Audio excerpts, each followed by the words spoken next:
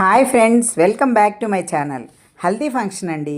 మా ఓనర్ గారు వాళ్ళ అబ్బాయి పెళ్ళి ముందనమాట హల్దీ ఫంక్షన్ జరిగింది. హల్దీ ఫంక్షన్ అంటే పెళ్ళికి ముందు జరిగే ఒక ఆచారం అండి. కొంతమంది అయితే పెళ్లి కొడుకుని పెళ్లి కూతుర్ని కూర్చోబెట్టి పసుపు రాసి మాడు మీద నూనె పెట్టి నీళ్లు పోస్తారు. ఇక్కడైతే పెళ్లి కొడుకుని ఒక్కరినే చేశారనమాట. దీన్నే పసుపు వేడుక అని కూడా అంటారండి. కొంతమంది అయితే పసుపు వేడుక అంటారు, కొంతమంది హల్దీ అని అంటారు. ఏదన్నా ఒకటేలేండి, మంగళ స్నానాలని కూడా అంటారనమాట. అయితే ఇక్కడ పసుపుని ముఖం, మెడ, చేతులు మరి పాదాలకు కూడా రాస్తారండి. పెళ్లి కొడుకుని చేసేటప్పుడు కూడా రాస్తారు. అయితే ఈ వేడుకని పెళ్ళికి ముందు చాలా శుభప్రదంగా భావిస్తారండి. అయితే ఇలా చేయడం వల్ల పసుపు చాలా మంచిది కదండి, యాంటీసెప్టిక్ కదా. అందుకని మన శరీరాన్ని ప్రకాశవంతం చేస్తుంది, అందంగా ఉంటారు, తర్వాత దుష్టశక్తుల నుండి కూడా దూరంగా ఉంచుతారు అని పెద్దలు అంటారండి. ఉంచుతాయి ఇలా చేయడం వల్ల అని. అయితే అసలు ఉద్దేశం ఏంటంటే పెళ్ళికి ముందు పెళ్ళికొడుక్కి పెళ్లి కూతురికి వాళ్ళ శరీరాన్ని శుభ్రపరచడం, ప్రకాశవంతం చేయడం, అందంగా చేయడం అనేది ఒక ఉద్దేశం అనమాట అండి. దానివల్ల ఈ హల్దీ ఫంక్షన్ అంటే మంగళ స్నానాలు చేయిస్తారు. అలాగే ఇది భారతీయ వివాహాల్లో ఒక ముఖ్యమైన సాంప్రదాయకమైన ఆచారం అండి. అయితే ఈ వేడుక సమయంలో పాటలు పాడతారు, డ్యాన్సులు చేస్తారు. అంటే మెహందీ అంటారు, గోరింటాకులు అవి పెడతారు. తర్వాత ఈ నృత్యం చేయడం, సంగీతాన్ని పెడుతున్నారు కదండి, ఇలాంటివి అనమాట. అలాగే భోజనాలు అవి కూడా పెట్టుకుంటారండి.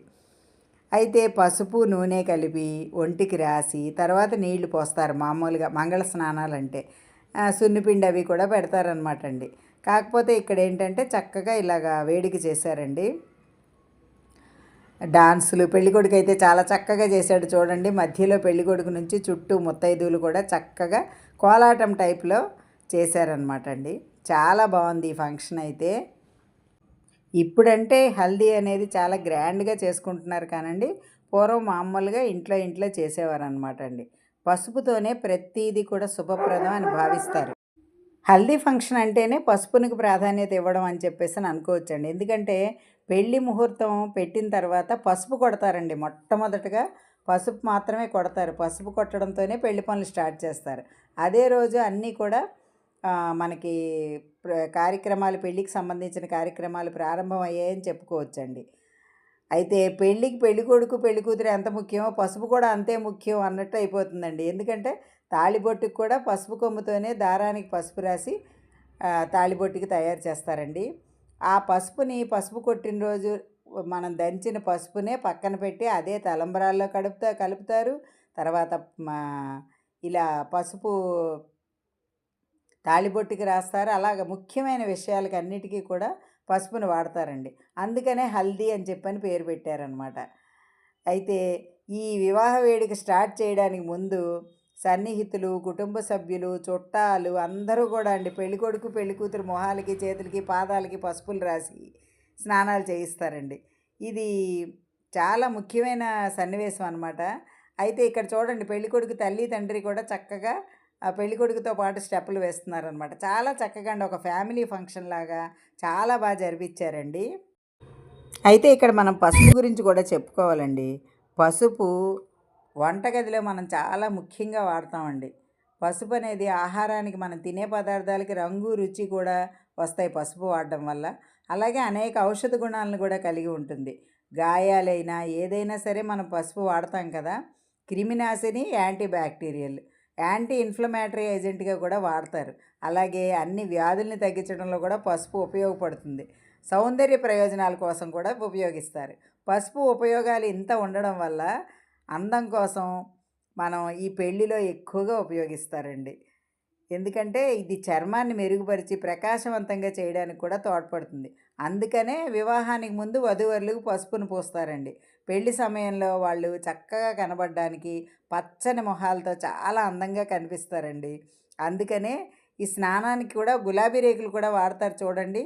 ఇక్కడ గిన్నెల్లో గులాబీ రేకులు నీళ్ళల్లో వేశారనమాట. గులాబీ కూడా చాలా మంచిదండి. అది కూడా సౌందర్య సాధనమే.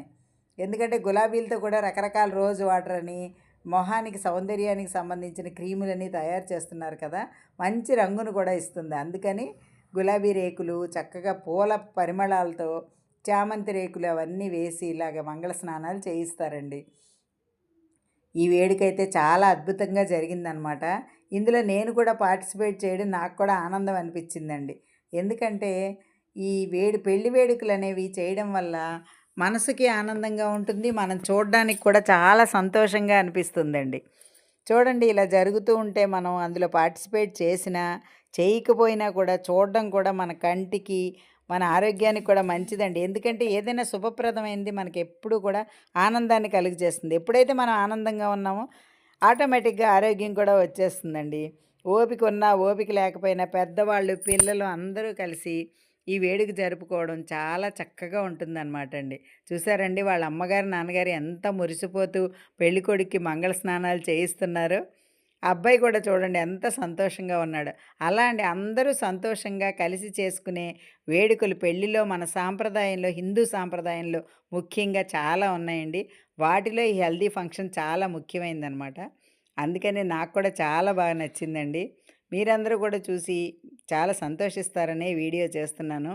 మీకు ఈ వీడియో నచ్చితే తప్పకుండా కామెంట్‌లో తెలియచేయండి. ఇంకా ఈ ఫంక్షన్ గురించి మనం ఏం చెప్పొచ్చో, నేనేమన్నా చెప్పలేకపోతే గుర్తు చేయండి. తప్పకుండా కామెంట్స్‌లో తెలియచేయండి. మీకు ఈ వీడియో నచ్చిందా అండి? నచ్చితే లైక్ చేయండి, షేర్ చేయండి. మరిన్ని వీడియోస్ కోసం నా ఛానల్ సబ్స్క్రైబ్ చేయండి. హిందూ సాంప్రదాయంలో మంచిగా ఈ పెళ్లి ఫంక్షన్‌లో గాని, పెళ్లి కాదండి ఏ వేడుకైనా సరే పసుపుతో ప్రారంభించి చాలా శుభప్రదంగా ఇలా చేయడం అనేది చాలా మంచి విషయం కదండీ! మన హిందువులుగా పుట్టడం మాత్రం చాలా గర్వపడదగ్గ విషయం అండి. అందుకనే మన సాంప్రదాయాలను పాటిస్తూ చక్కగా ఇలాంటి వేడుకల్ని అందరం కలిసి ఎప్పుడు చేసుకోవాలని అనిపిస్తుందండి. ఎందుకంటే హిందూ సాంప్రదాయంలో ఇటువంటి వేడుకలు చాలా ముఖ్యమైనవి. అయితే అందరూ ఇలా జరిపించలేరనుకోండి. ఎవరికి తగ్గట్టుగా వాళ్ళు జరుపుకోవచ్చు. ఎవరి ఆనందానికి తగ్గట్టుగా వాళ్ళు చేసుకోవచ్చండి. కానీ పెళ్ళనేది మాత్రం జీవితాంతం గుర్తుండిపోయే ఒక ముఖ్యమైన ఘటన. అందులోని ఈ ముఖ్యమైన సంఘటనలు చాలా అరుదుగా ఉంటాయన్నమాట. అలాంటివి మనం చాలా ఇంపార్టెంట్‌గా భావిస్తాము. చక్కగా జరిపించుకుంటాము. ఏమైనా మీకు ఈ వీడియో నచ్చిందనే అనుకుంటున్నానండి. నచ్చితే మాత్రం తప్పకుండా నా ఛానల్‌ని సబ్స్క్రైబ్ చేసుకోండి. Thank you.